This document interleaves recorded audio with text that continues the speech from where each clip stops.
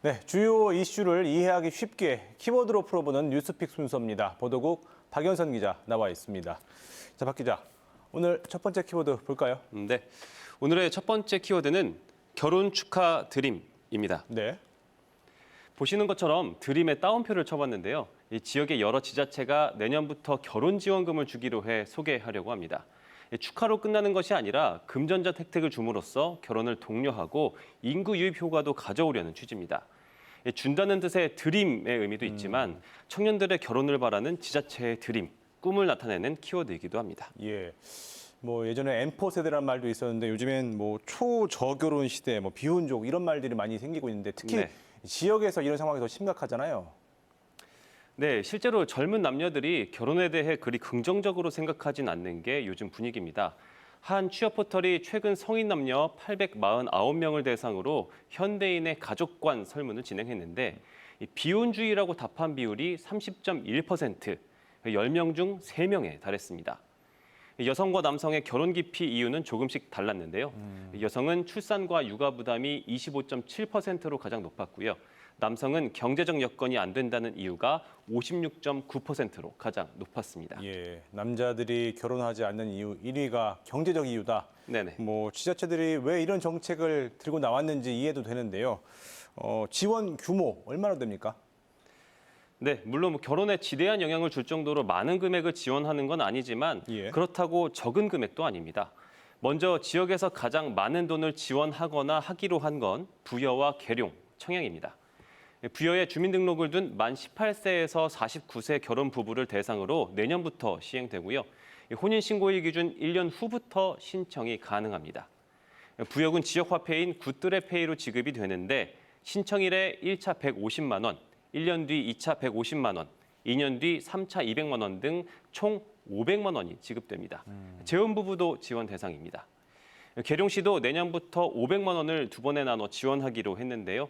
대상은 내년 1월 1일 이후 혼인신고를 하는 계룡시 거주자입니다. 다만 신청자 본인이 초혼이어야 하는 점은 부여와 다른 부분입니다. 금산도 내년부터 300만 원의 결혼 축하금을 지급하기 위해 준비하고 있고 청양은 2018년부터 현금과 상품권으로 500만 원, 예산과 태안은 2019년부터 각각 300만 원과 250만 원을 신혼부부들에게 지급해오고 있습니다.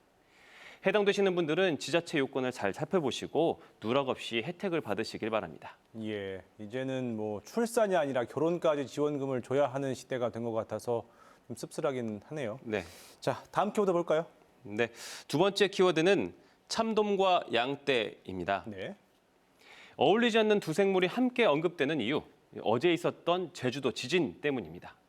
어제 오후 5시 19분 제주 해상에서 리히터 규모 4.9의 강진이 있었는데요.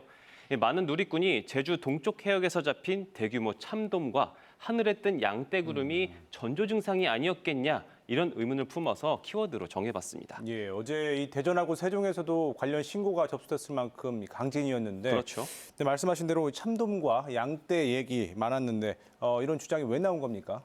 네, 이번 지진은 1978년 지진 관측 이래 11번째 강진이고요. 제주를 기준으로는 역대 가장 강력한 지진이었습니다. 그런데 강진이 발생하기 하루 전인 13일, 이 지진 발생 해역과 반대편인 제주 동쪽 해역에서 2만 5천 마리의 참돔이 포획되는 일이 있었습니다. 고등어 성어기에 참돔이 대량으로 잡혀 위판된 건 상당히 이례적인 일이라고 하는데요. 그렇다 보니까 이 지진 전 동물들이 본능적으로 이를 감지하고 이상 행동을 보인다. 이런 속설을 근거로 참돔떼가 지진을 피해 대피하다 대규모로 잡힌 것이다. 이런 주장이 우후죽순 퍼져나갔습니다. 이와 함께 지진 전 떠오른 양떼구름이 지진 전조 증상인 지진운이었다. 이런 주장도 제기됐습니다. 서귀포시를 비롯해서 제주 곳곳에서 지진운 목격담과 이 전조 증상이라는 의견이 쏟아졌고요. 양떼구름의 경우는 지난 경주 지진 때도 인근 지역에 비슷한 모양의 구름대가 생겨서 이 지진 전조라는 소문이 있었습니다.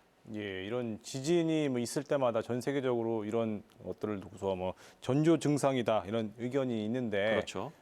전문가들 의견은 어떻습니까? 네, 참돔과 양떼굴은 모두 지진 전조 증상은 아니라는 게 지금까지의 학계 정설입니다. 네. 참돔이 한꺼번에 2만 마리 넘게 잡힌 게 특이하긴 하지만 원래 사계절 내내 제주 해역에 서식하는 물고기이기도 하고요.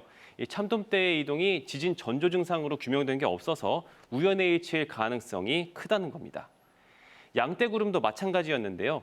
기상청은 흔한 권저군일 뿐 지진 활동과 구름의 연관성은 없다고 일축했습니다. 보기 드문 강진에 사람의 지적 호기심까지 더해지면서 어제 종일 큰 화제였습니다. 지금까지 뉴스픽이었습니다.